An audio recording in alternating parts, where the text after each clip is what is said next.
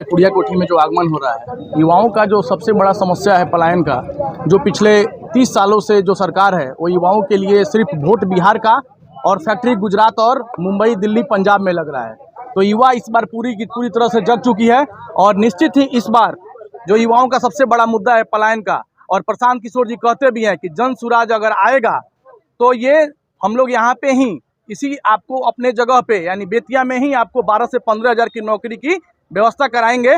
तो निश्चित ही पूरा युवा चनपटिया हो या पश्चिम चंपारण का जग चुका है और वो निश्चित ही आपको बदलाव के लिए आ रहा है। कल घटना हुई है RLSY कॉलेज में, जो एक छात्र यूनियन के लीडर को कॉलेज के प्रशासन द्वारा पीटा गया है, उस पे आपकी क्या प्रतिक्रिया है, क्या कहना चाहते हैं? देखिए, अगर आप देखिएगा तो जितने भी हमारे इस बिहार में प्रशासनिक पदाधिकारी हो या कोई भी सरकारी पदाधिकारी हो, उनकी जो अगर देखा जाए तो उनकी जो हिम्मत है और उनको डर नाम का चीज़ रहा नहीं है, क्योंकि सरकारें उनके खिलाफ कुछ करती नहीं है। जिसका वो क्या करते हैं कि जो भी आदमी उनके खिलाफ या उनके लिए अगर आवाज़ उठाता है किसी अच्छा चीज़ के लिए, तो उनको ये लोग पीटने का काम या फिर उनके लिए नोटिस और इस काम के लिए करते हैं। और ये निश्चित नहीं होना चाहिए जो कल हुआ है। इसके लिए जन सुराज पूरी तरह से उस आदमी के साथ खड़ा है कि ये, और आने वाले टाइम में हम लोग उसके लिए धरना भी करने जा रहे हैं कि ऐसी नौबत फिर से इस चंपारण की धरती पे ना आए। अच्छा, बिहार के मैक्सिमम यूनिवर्सिटी, एक तो यूनिवर्सिटी की संख्या कम है, लेकिन जो भी यूनिवर्सिटी है छात्र यूनियन के चुनाव नहीं कराती है,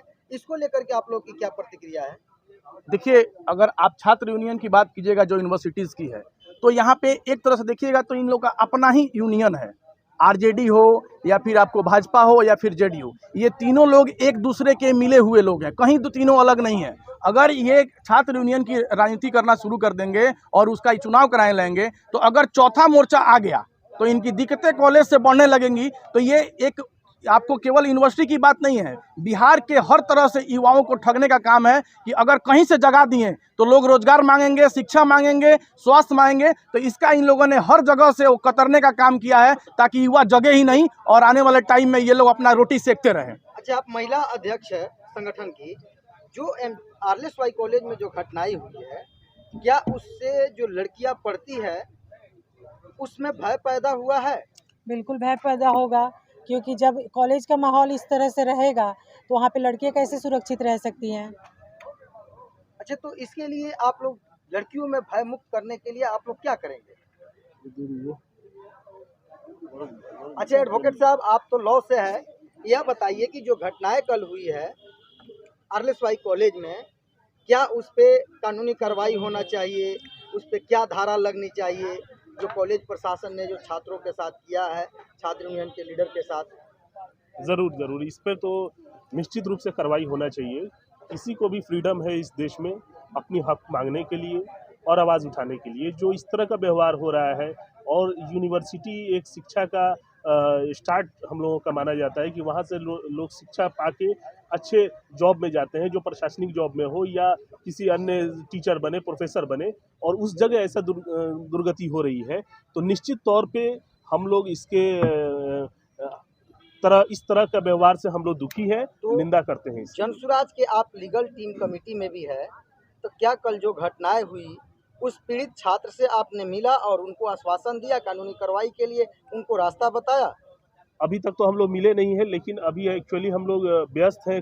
आगामी कल 11 तारीख को जो प्रेरणा आ रहे हैं हमारे, उनके प्रशांत किशोर जी के सभा के लिए, और जल्द से जल्द हम लोग उनसे मिलेंगे। लेकिन जनसुराज का अपना कहना है कि उनके दुख और दर्द में हम लोग साथ हैं और तुरंत ही हम लोग उस पर एक्शन लेने के लिए तैयार हो रहे हैं। चनपटिया प्रखंड अध्यक्ष आप है, आपके चनपटिया में जो लगातार समस्या है, एक आंदोलन चल रही है चनपटिया वासियों का, चनपटिया स्टेशन पे एक्सप्रेस ट्रेन की मांग है।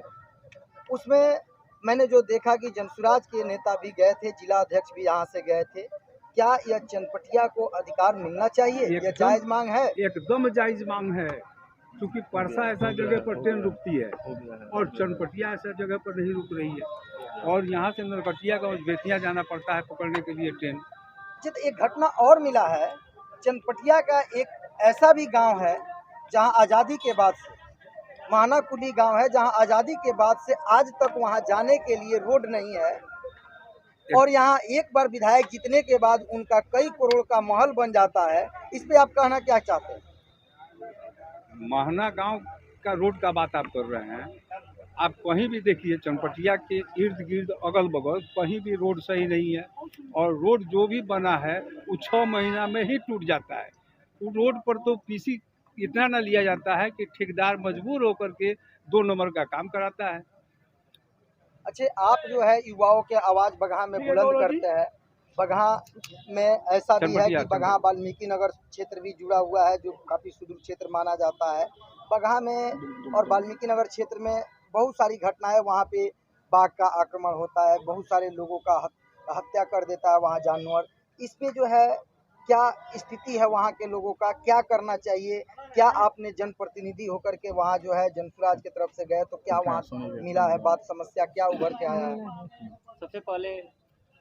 सबसे पहले हम बात करेंगे, हम युवाओं की बात तो करते हैं। सबसे ज़्यादा त्रस्त अगर है किसी भी तरह से तो युवा है। हम लोग युवा इस एज में हैं कि हमको अपने जो पीढ़ी है, अपने बाबूजी को भी देखना होता है, अपने आने वाला पीढ़ी जो पुत्र है उनको भी देखना होता है। अभी जो स्थिति है हमारी, दवाई, पढ़ाई और कमाई तीनों के लिए हमको बाहर जाना पड़ता है। तो सबसे ज़रूरी है कि हमारे जो युवा है तीनों चीज़ की व्यवस्था बगहा में होनी चाहिए। मैं बेतिया की बात नहीं कर रहा हूँ, बगहा में होनी चाहिए। मैं बगहा के युवाओं को सबसे पहले ये संदेश देना चाहता हूँ कि भैया इस बार हम लोग बदलाव लाएं। युवा शक्ति ही बदलाव ला सकता है। इसका जीता जागता उदाहरण अभी नेपाल है। एक बार युवा जग गया है तो नेपाल में तख्ता पलट हो गया। ऐसे ही पूरे बिहार का युवा जग रहा है और जग गया है, और तख्ता पलट इस बार बिहार का होना तय है। एक कड़वा क्वेश्चन है आपसे कि लगभग 20 सालों पहले से जब नीतीश कुमार ने सत्ता में आए और वहाँ के स्थानीय विधायक जब बनवासी राम हुआ करते थे, उसके बाद सांसद भी बने, उन्होंने लगातार आवाज लगाते रहा कि बगहा को जिला घोषित की जाए, लेकिन जिला तो नहीं मिला। और आज तक उसके बावजूद भी बगहा वासी जो है उसी एनडीए गठबंधन को जिताते आ रही है। इस पे क्या कहना चाह रहे हैं? बड़ा अच्छा क्वेश्चन किया आपने।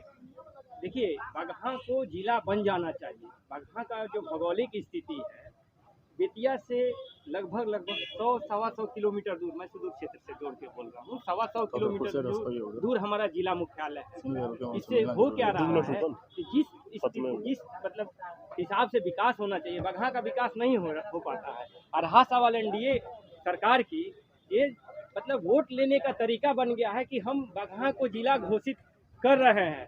पता नहीं नीतीश जी कितने बार ये बात बोल चुके हैं कि बगहा को हर चुनाव में बगहा को जिला बना ही दिया जाता है, सिर्फ बातों में, लेकिन अभी तक बगहा जिला बना नहीं। जो कि हमारे प्रेरणा स्रोत प्रशांत बोलते हैं कि सरकार आने के बाद में सबसे पहला काम में शामिल है तो बगहा को जिला बनाना। जब तक बगहा जिला नहीं बनता है, बगहा के आसपास क्षेत्रों का विकास जो है प्रभावी रूप से नहीं हो पाएगा।